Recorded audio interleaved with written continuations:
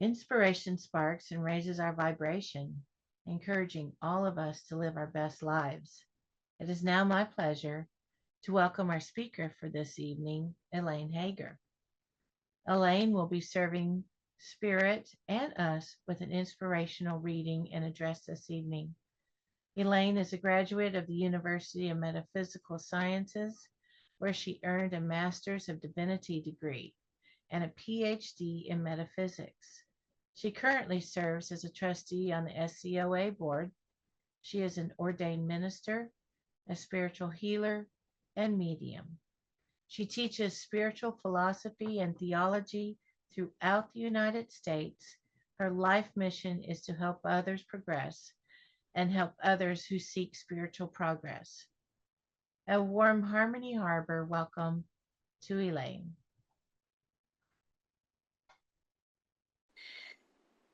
And thank you for giving me this opportunity to be here with you today. The reading I chose for today is a book written by Iyanla Van Zant called Until Today. According to noted karmic astrologer Dora Jones, each of us comes into life with a promise, a gift, a passion, and a deep heartfelt desire. As you become aware of what each of these elements represents for you, your life becomes a quest to bring yourself into alignment with the experiences that will ultimately lead to self-realization. The promise is what you have come into life to master. You've made a promise to yourself to overcome, resolve, or heal some aspect of your consciousness. As you face your life's experiences, you're given the opportunity to fulfill this promise. Your responses to your experiences determine whether you fulfill or break the promise you have made to yourself. The gift is what you have come into this life to give. It is the cornerstone of self-determination and self-actualization. The gift constitutes your talents and abilities, the special things you do as only you can do them. The gift is enhanced or diminished by how you do, what you do, and how you share with others those things that you do naturally or well. The passion represents these things that you pursue for the sheer joy of it. Those things that you do that make you feel alive and meaningful, valuable and worthy. Most of us are frightened away from or talked out of our passions. We're made to feel it is inappropriate or useless. The heartfelt desire is the thing you want most to experience in life. Some want love, others want acceptance. Most of us want both. The difficulty we face is not losing our identity or integrity in the pursuit of the heartfelt desire. Until today, you may not have been aware of the true meaning and purpose of your life. Just for today, ask Spirit, your guardians, angels, or guides to reveal to you how each of these elements is represented in your life.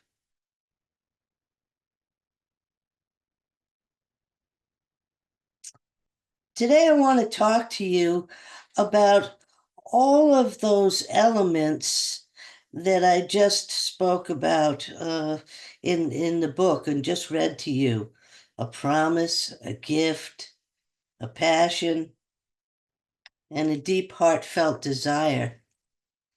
And all of this comes from creative intelligence. Much like the ongoing controversial theories surrounding the origin of the universe between creationists and evolutionists, there are ongoing dialogues among philosophers, theologians, scientists, metaphysicians, and others concerning the origin of spirituality and religion. According to Brian Handwork, who's a science correspondent, approximately 6 million years ago, our earliest ancestors, Sahelanthropus chardensis, which means man of Chad, they could have said it easier, was discovered back in 2001 in the Republic of Chad in North Central Africa. And the man of Chad took his first upright two-legged steps. And some people said, Brian Handwork said it was 6 million years ago. Most people think it's closer to 7. At any rate, it was another 5 million years before Homo sapiens appeared. The evolutionary process had many stutters and stops between those years, with other bipedal species coming to existence and then consequently dying out relatively quickly. And the causes of these biological failures have been attributed to natural disasters, famine, and a weakening of the various species through inbreeding.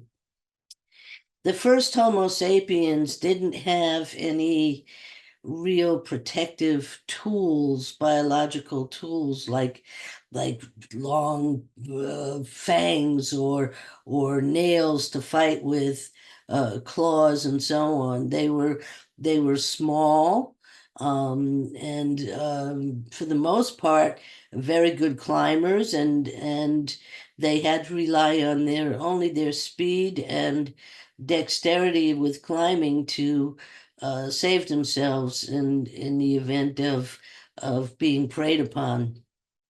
So it's amazing that we're even here in the first place. I guess it's through our determination that we finally arrived.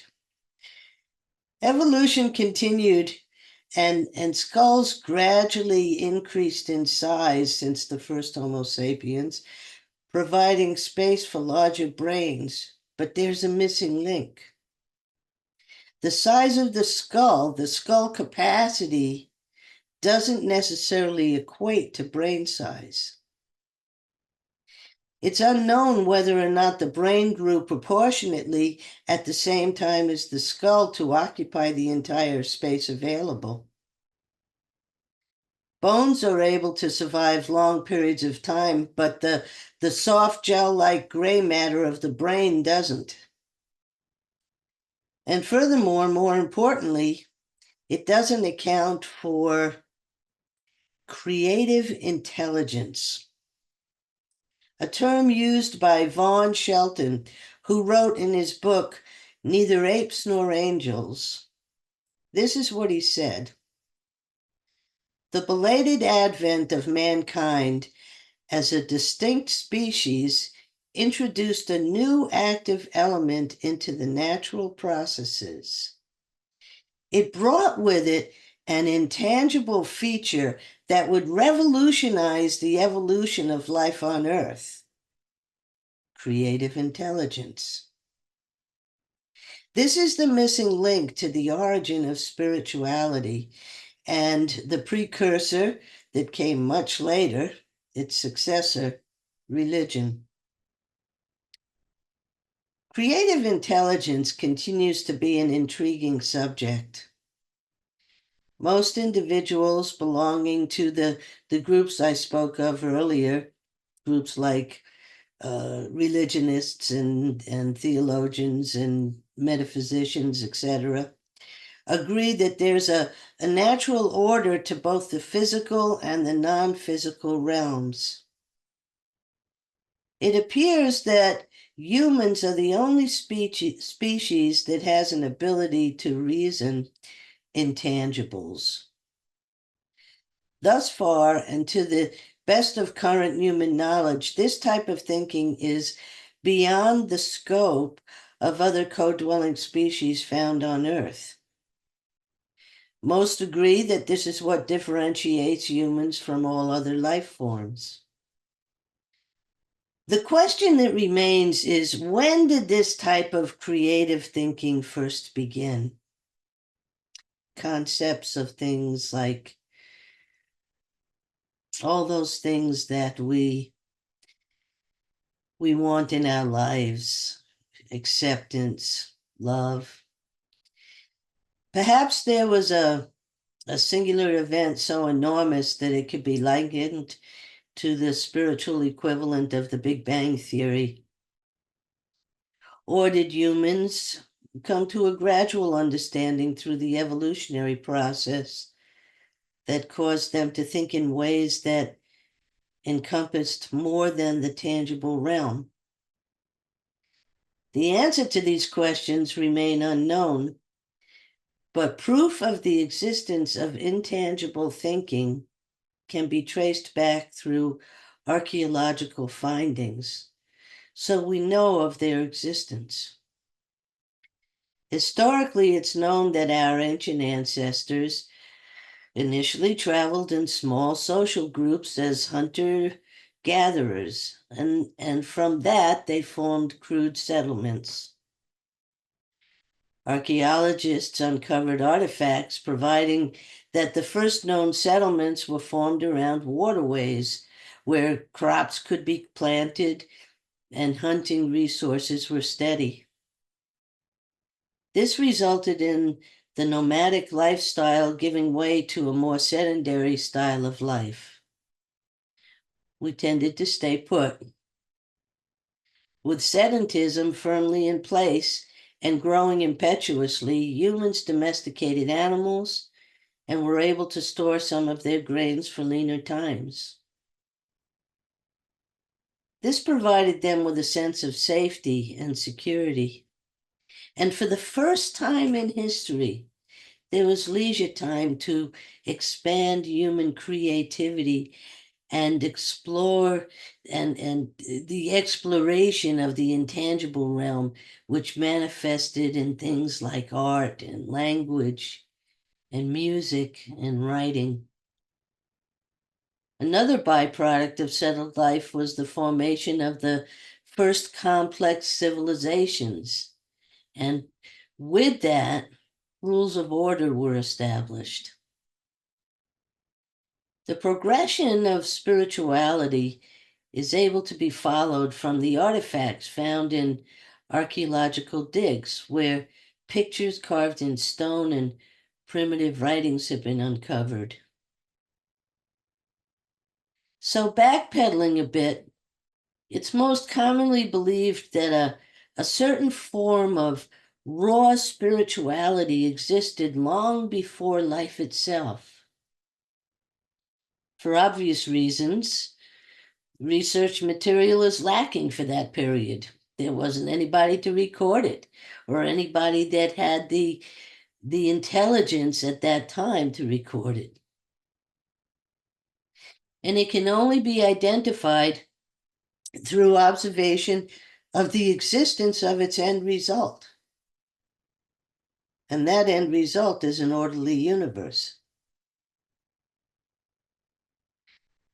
One element existed prior to life as it's currently understood. And that one element, energy or creative force, is so perfect and substantial that it set the climate for all that exists. And all that exists is governed by the grand immutable law of cause and effect. Shelton wrote, "The event of creation took place in remote antiquity, in conditions largely beyond three-dimensional comprehension, leaving no clues to its explanation except the physical universe and mankind itself.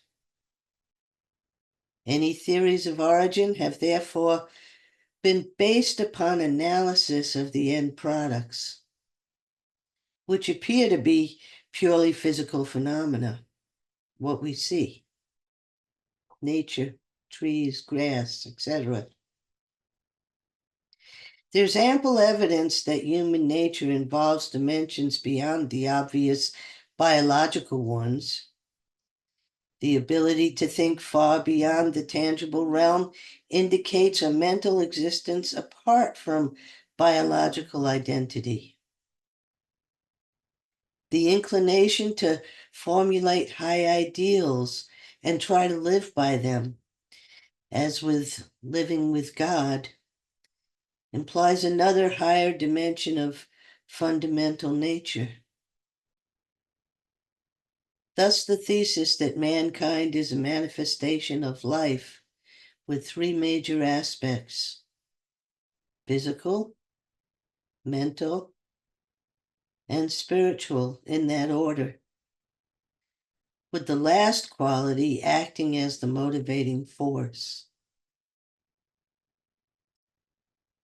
The origin of the spiritual aspect of human nature remains a mystery of sorts. Throughout the ages, great thinkers have explored ways to put a pin in the beginning of spirituality.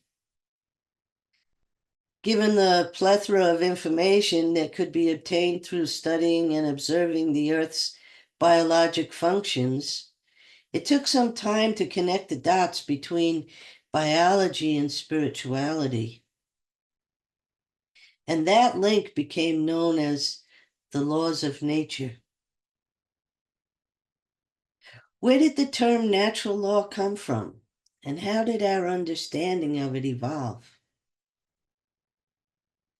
For these answers, we need to go back a ways. Back to the beginning of scientific observation and classification. Back to around 384 BC, when a man by the name of Aristotle was born.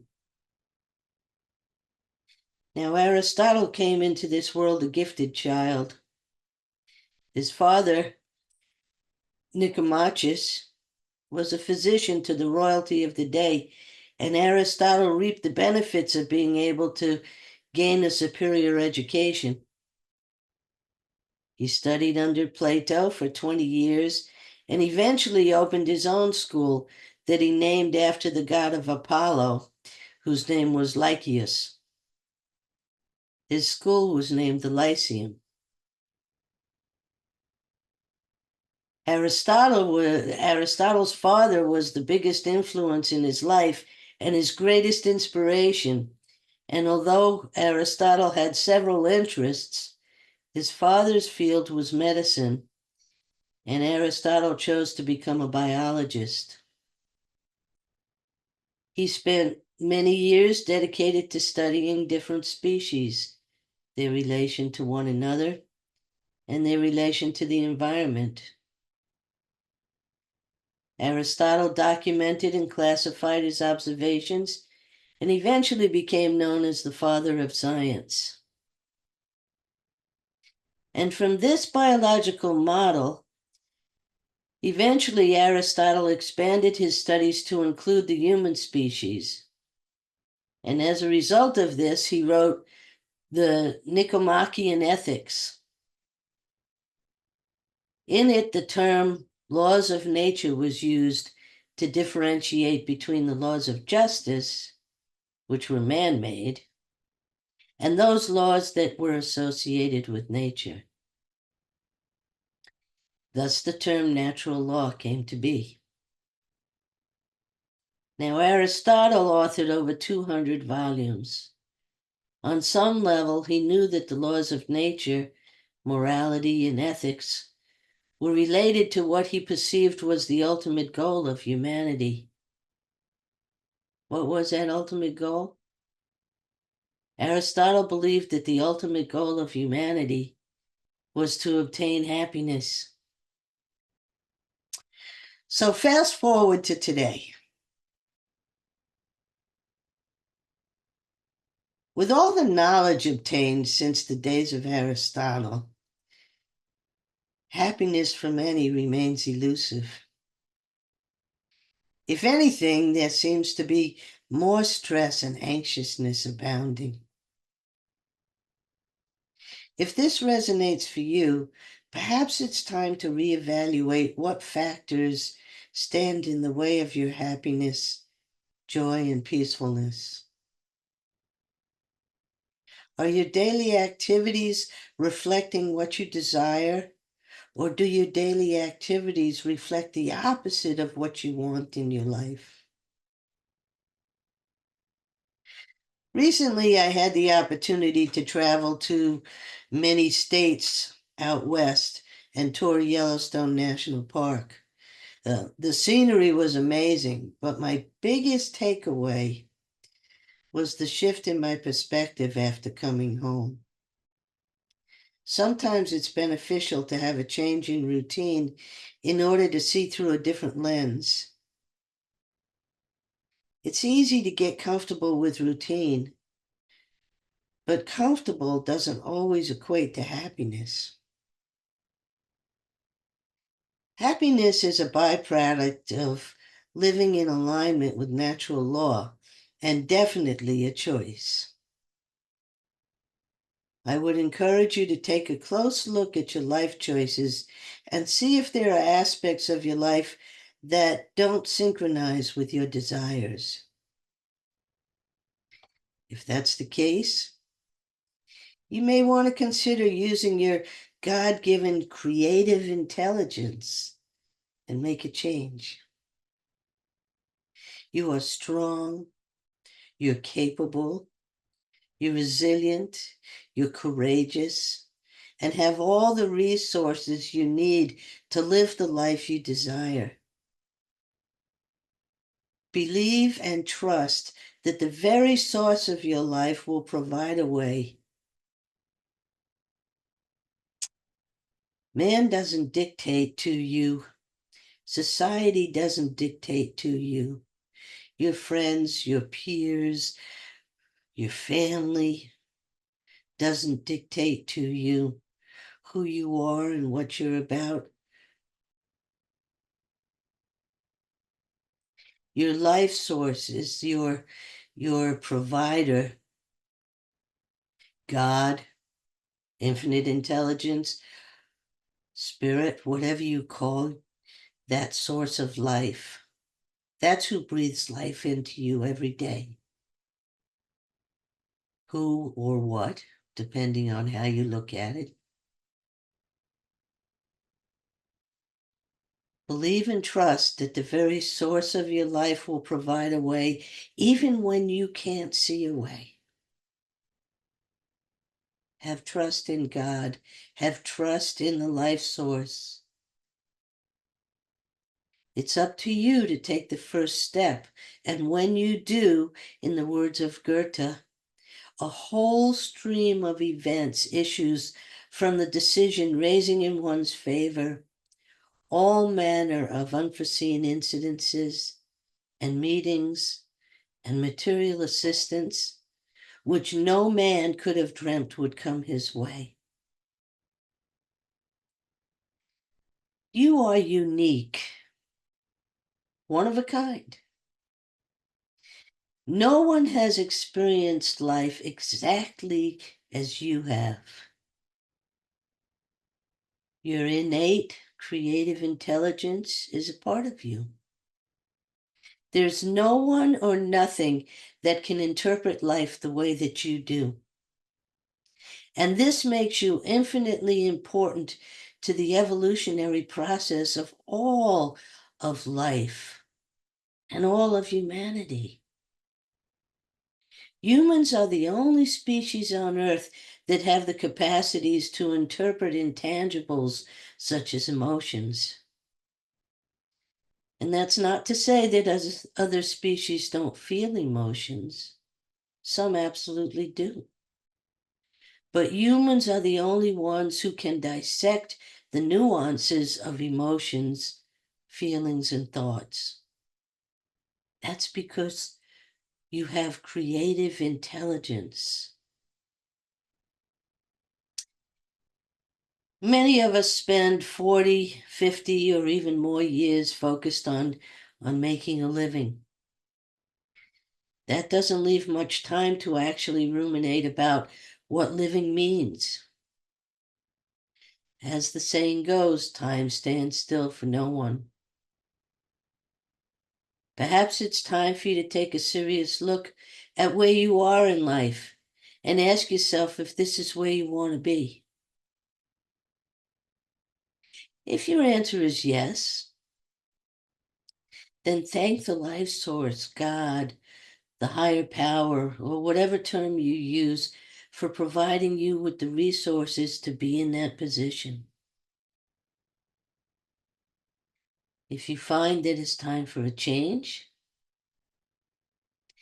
then again, be thankful that you have all you need to create the life you desire. You have creative intelligence. It's at the very core of your being. Generations upon generations have passed before you, and you are the culmination of all the hardships and sacrifices they went through for you to be here. With God as your provider, who can stand in your way?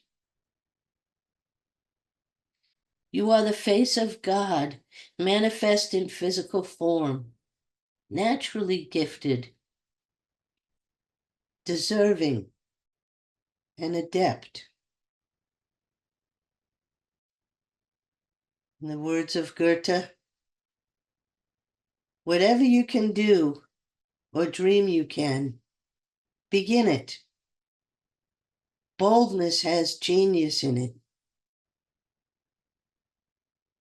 With the God energy, the source of life, fully operational at your very core within you, through this creative intelligence, there is really nothing that can stand in your way or defeat you.